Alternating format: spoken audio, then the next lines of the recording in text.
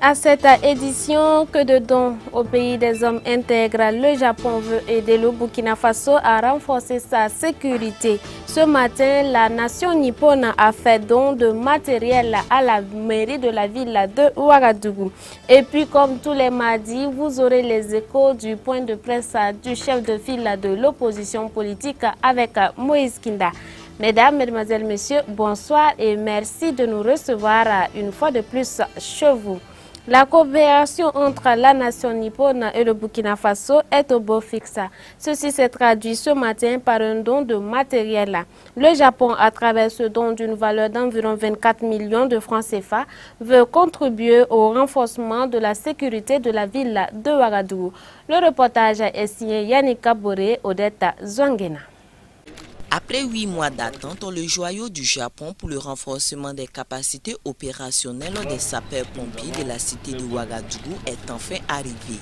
La matérialisation du transfert a été faite ce matin en présence du premier adjoint au maire de la ville de Ouagadougou. Un joyau avec l'ambassade du Japon au Burkina Faso, son excellence l'ambassadeur M. Tamotsu Ikizaki. Vraiment, nous avons été honorés parce que nous avons reçu un véhicule qui doit lutter contre les incendies. Et quand nous avons entrepris les démarches auprès de l'ambassade était vraiment partante pour nous accompagner. Et aussi, nous avons eu l'occasion de rencontrer M. Gobé, le président de l'association Faso-Japon Solidarité, qui avait de très bonnes relations justement avec le conseiller de cette ville. L'association a pu mettre tout en œuvre pour l'acheminement du véhicule jusqu'au Burkina Faso. Ce véhicule anti-incendie est un don de la municipalité de Yokohama. Ce don d'un véhicule, quoique modeste, vient renforcer les capacités d'intervention des secours d'urgence et sapeurs-pompiers de la ville de Ouagadougou. Donc, la population et la taille augmentent d'année en année. De ce fait, les soldats de feu reçoivent de plus en plus d'appels au secours. C'est pourquoi le conseil municipal de Yokohama a été sensible à la demande de la mairie de Ouagadougou pour le renforcement des capacités opérationnelles des sapeurs-pompiers, surtout en cas d'incendie. Content de recevoir ce présent, la Brigade nationale des sapeurs-pompiers promet une utilisation à bon escient. Je voudrais rassurer l'ensemble des donateurs, les autorités, que le lot de matériel ainsi que le véhicule qui ont été reçus ce matin seront utilisés à bon escient et la Brigade nationale des sapeurs-pompiers reste particulièrement en liaison avec la mairie centrale pour justement espérer d'autres dons. En plus du véhicule, d'autres matériels ont été offerts, dont des casques, une palette de pneus, des tuyaux et une vanne. Parlons toujours de dons du côté sécuritaire. Dans le cadre de son partenariat avec le G5 Sahel, l'Union européenne fait des dons d'équipements de protection individuelle aux soldats de 5 pays du groupe du G5 Sahel. Et le Burkina Faso a reçu sa part la semaine dernière. Retour sur cette cérémonie avec Moïse Kinda. D'un coût global d'environ 400 millions de francs CFA, ce don est de l'Union européenne. Il s'agit du matériel de protection individuelle pour les 650 soldats du bataillon burkinabé dans le G5 Sahel. Et pour le représentant de l'Union européenne, ce n'est qu'un début. Eh bien, l'Union européenne est fortement engagée avec les États membres du G5 Sahel pour la stabilisation du Sahel, pour la lutte contre le terrorisme, contre le crime organisé. Et donc, nous soutenons à hauteur de 100 millions d'euros la force conjointe du G5, mais aussi avec formation, aussi avec d'autres appuis. Et donc, ici, c'était la première fois qu'on va donner de l'équipement pour le bataillon burkinabé de la force conjointe. Et j'ai l'honneur de faire ça auprès du ministre de la Défense burkinabé et de son chef d'état-major. Il y aura d'autres, bien sûr, ce n'est que le début de la remise de ces matériels. C'est environ 900 euros chaque équipement de protection individuelle. Un don apprécié à sa juste valeur par le ministre Jean-Claude Bouda, qui, selon lui, c'est la preuve que la force conjointe du G5 Sahel est en marche. Vous savez que l'Union européenne est un partenaire très important dans le cadre de l'opérationnalisation de la force conjointe du G5 Sahel. Et comme ils l'ont si bien dit, c'est une première étape d'une série qui va se poursuivre. Ce sont des équipements de protection individuelle et vous savez que c'est important d'avoir des casques balistiques, d'avoir des gilets pare-balles et d'autres types d'équipements pour protéger nos troupes. Donc je dois dire que c'est la concrétisation de l'opérationnalisation de la force conjointe du G5 Sahel qui est en marche. Il y aura d'autres équipements qui vont venir, mais je pense que cela concerne d'abord l'équipement du bataillon burkinabé qui est partie prenante de cette force conjointe du G5 Sahel. En rappel, le G5 Sahel est une organisation régionale de coopération en matière de développement et de sécurité créée en février 2014 par la Mauritanie, le Mali, le Niger, le Burkina Faso et le Tchad. 5 pays directement menacés par les différentes organisations terroristes de la région. En novembre 2015, ces États sahéliens décident de mettre en place une force militaire commune pour lutter contre les nombreux groupes de terroristes du Nord Mali qui menacent la région entière. Restons toujours avec Moïse Kinda et nous parlons toujours de dons. 2 véhicules minibus de 9 places et du matériel informatique pour le ministère des Affaires étrangères du Burkina Faso. C'est un don de la République de la Corée du Sud. D'une valeur d'environ 85 millions de francs CFA, c'est un matériel composé de 2 minibus, 30 ordinateurs portables, des imprimantes multifonctionnelles, des antivirus et des pièces de réchange. Ce n'est pas la première fois que la Corée du Sud fait ce genre de geste au Burkina Faso. En 2016 et 2017, 4 véhicules de marque Hyundai de type 4x4, 50 tablettes a été reçu par le ministère des Affaires étrangères qui coûte des centaines de millions de francs CFA. La République de Corée et le Burkina Faso entretiennent d'excellentes relations d'amitié et de coopération depuis l'établissement des liens diplomatiques en 1962 entre les 2 pays.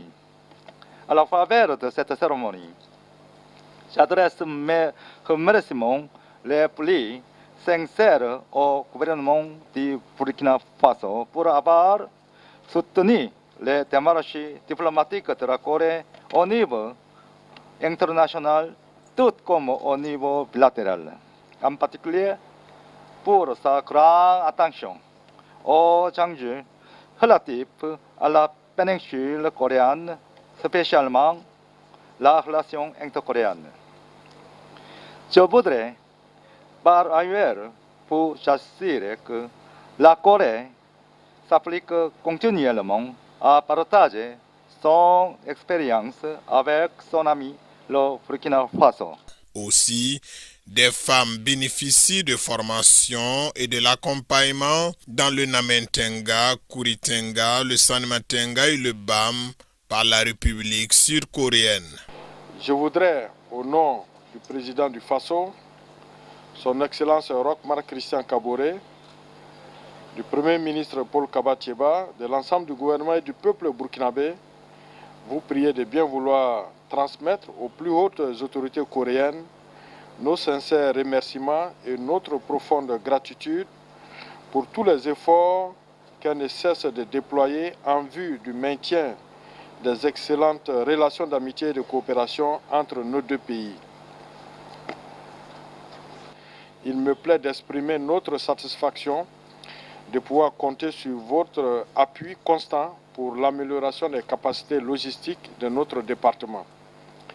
Ce don est le bienvenu quand on sait l'importance de la mobilité dans la conduite de l'action diplomatique. Et selon l'ambassadeur, d'autres projets verront le jour dans l'avenir grâce au partenariat pour le soutien des pays en voie de développement. Restons toujours avec notre reporter Moïse Kinda et je vous le disais en titre, 2 points étaient à l'ordre du jour de la conférence de presse du chef de file de l'opposition politique ce mardi 23 octobre 2018 au siège de l'institution.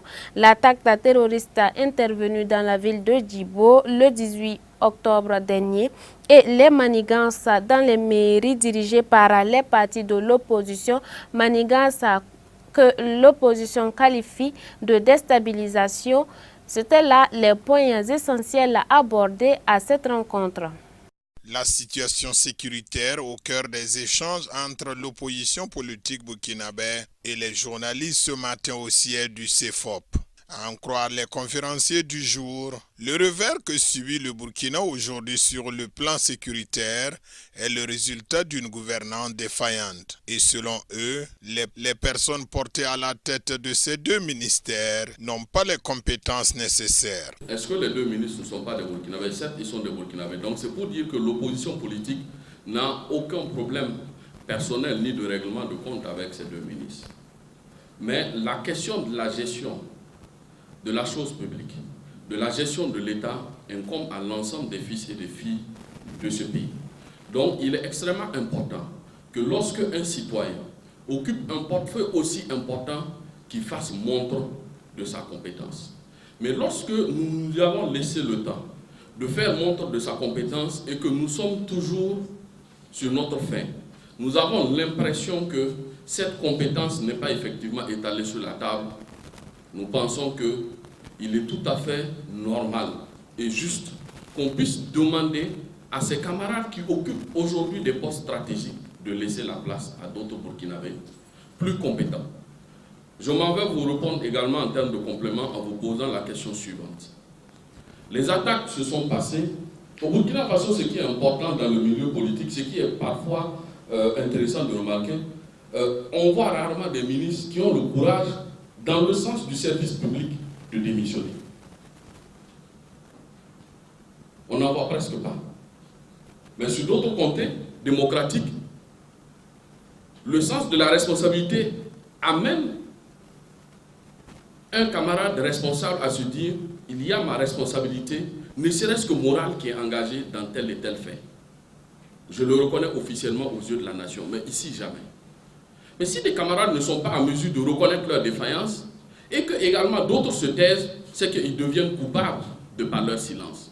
Non, l'opposition politique ne sera pas coupable de la détérioration de la situation sécuritaire du Burkina Faso. Elle ne sera ni coupable aujourd'hui, ni coupable demain. Et selon eux, les mouvements de troubles qui sévissent dans plusieurs arrondissements dirigés par des maires issus de l'opposition politique sont des vagues de déstabilisation entreprises par le MPP.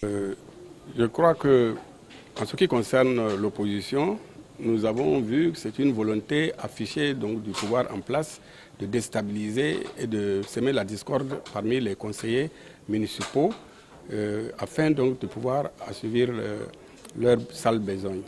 Pourquoi nous disons cela? Parce qu'en réalité, les conseillers doivent être unanimes s'ils ont été tous élus par les populations locales. Je me dis qu'en réalité, ils doivent effectivement se souder. Et vous savez qu'il y a deux choses dans la vie que personne ne peut acheter. C'est le respect et la confiance.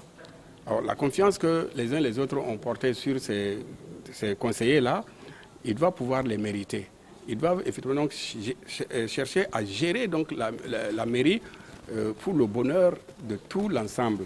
En réalité, donc, ils ne doivent plus maintenant considérer que je suis de tel parti ou de tel parti. Ils doivent pouvoir se dire, voilà, nous sommes des citoyens à la base à qui on a confié la tâche d'accompagner le maire à gérer donc les problèmes quotidiens et impulser donc un développement à la base. Et chacun en apportant sa contribution. Et les débats, effectivement, doivent avoir lieu.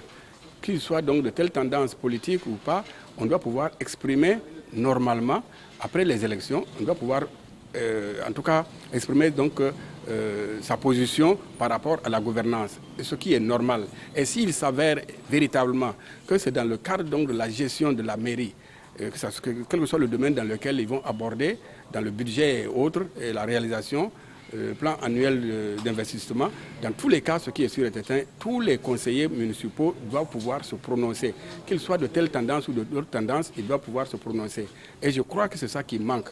Malheureusement, on instrumentalise effectivement donc certains conseillers. Et quand vous regardez, peut-être que bon, dans la ville de Ouagadougou, vous allez peut-être penser effectivement qu'il n'y a que des intellectuels qui sont là-bas. Non, il y a aussi là-bas certains qui ne maîtrisent pas un certain nombre de sujets.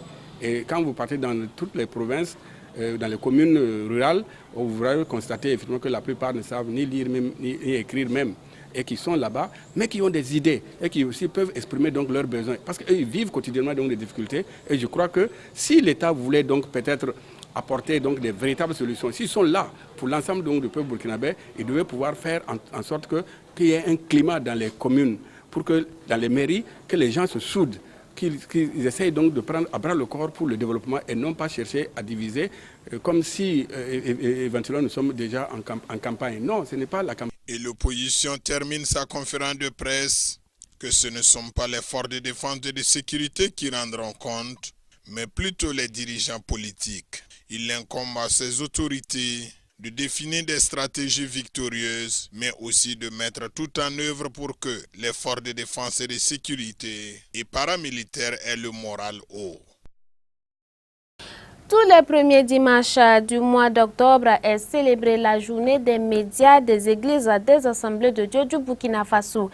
Et pour cette année, une de nos équipes a fait un tour à l'église des assemblées de Dieu de Dassasko, dirigée par le docteur Saba Salama.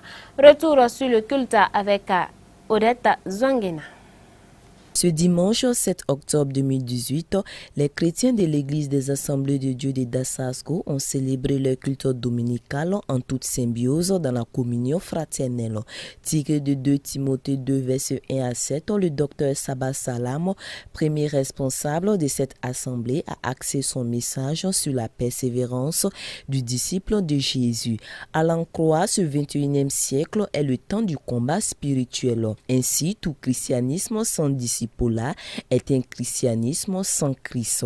Le discipolat est donc crucial dans la vie du chrétien. Cependant, relève-t-il, le disciple doit remplir un certain nombre de critères, à savoir la discipline qui s'acquiert par la formation spirituelle et la persévérance. Et quand cela porte du fruit, quand le fruit arrive à maturation, on doit les récolter.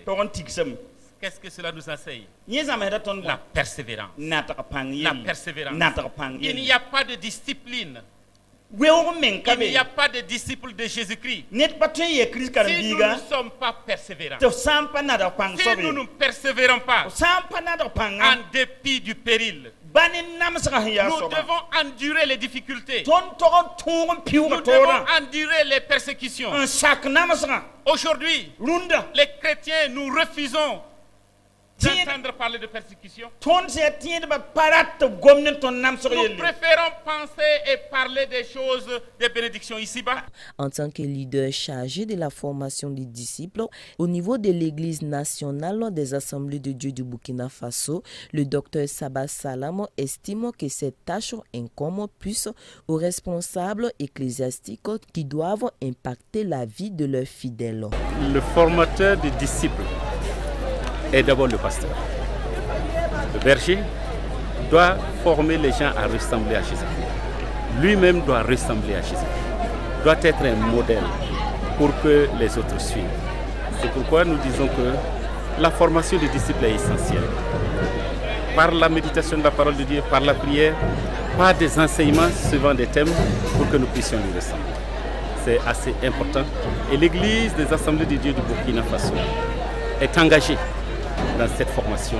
Actualité oblige, à l'instar des autres églises des Assemblées de Dieu du Burkina Faso, l'église de Dassasko d'un commun accord a intercédé pour la paix et la sécurité du pays des hommes intègres. Ainsi s'achève cette édition. J'ai été ravie de vous la présenter. Je vous donne rendez-vous demain à la même heure. Excellente suite de programmes sur Canal Glimkwera. Demeurez bénis en Christ Jésus. Bonsoir chez vous.